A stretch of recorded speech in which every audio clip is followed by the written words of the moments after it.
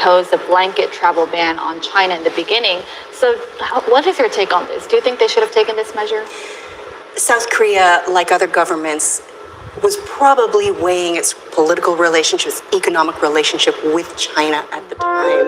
And I would suspect very reluctant to issue that kind of a blanket ban that could cause some tension in that very important relationship. So you mentioned the political factor of South Korea's decision, but they did impose a travel entry ban from China's Hubei province later on as Japan and US imposed similar measures. So what is your take then? Wasn't it too late for that? Aside from the global health issue, each country is dealing with its political and economic relationships with the countries around them. Before we saw coronavirus, these countries were dealing with the rise in U.S. competition, which is a separate, larger issue. And so every country, including Korea, is trying to position itself within this broader geopolitical relationship. So overall, how do you think South Korea has been dealing with this virus spread so far? South Korea gets high marks, so generally speaking. So we look at Hong Kong, we look at Singapore, we look at South Korea. I would say that's a model for a lot of the rest of the world, this country included, to emulate. So there often is some bobbling at the beginning. What do we do? How do we contain it?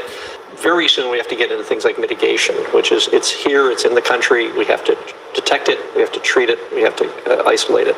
So rolling out free testing, the drive-through testing, very innovative. We want to ideally contain it and control it, but when it's in the population, the main risk is community spread. And I think China and Singapore and South Korea in different ways. It's not all the same model.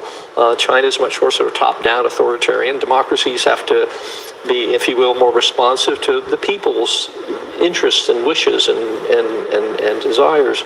And I think those models, all of them, seem to be effective. And I hope we can look back at this and say, what are the lessons learned? What are things that countries did well?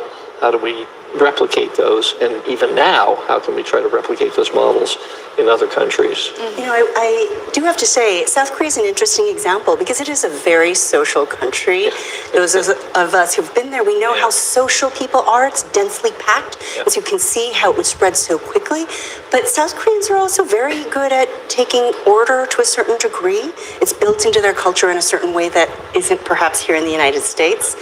President Trump banned entry from European countries, except for the UK. Are we expecting similar measures on South Korea right now?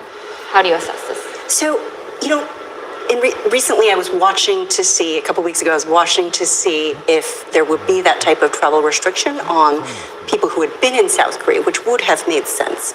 However, I think the South Korean government was very active in lobbying against that because this is a very important relationship, the United States and South Korea, and they're looking at both the optics and also the negotiations that are underway on military cost sharing. So they don't want anything that could make those negotiations and that relationship difficult.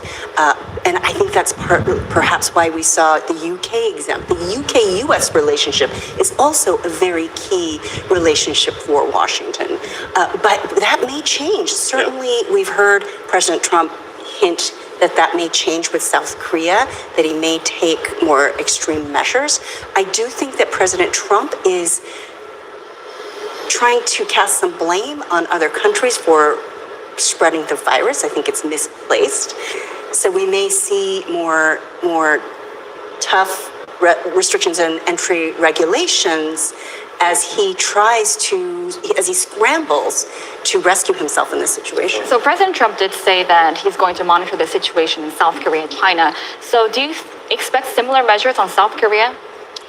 Or do you think the situation is dying down in South Korea? It's very hard to say. I think the speech from the Oval Office was a little ambiguous on that point, so that we may revisit some issues. I think he even mentioned South Korea.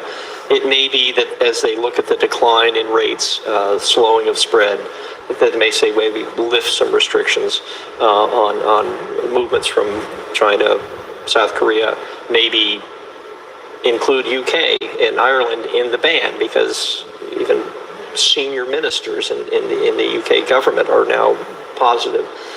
I just want to emphasize that viruses do not respect borders. Viruses do not respect politics.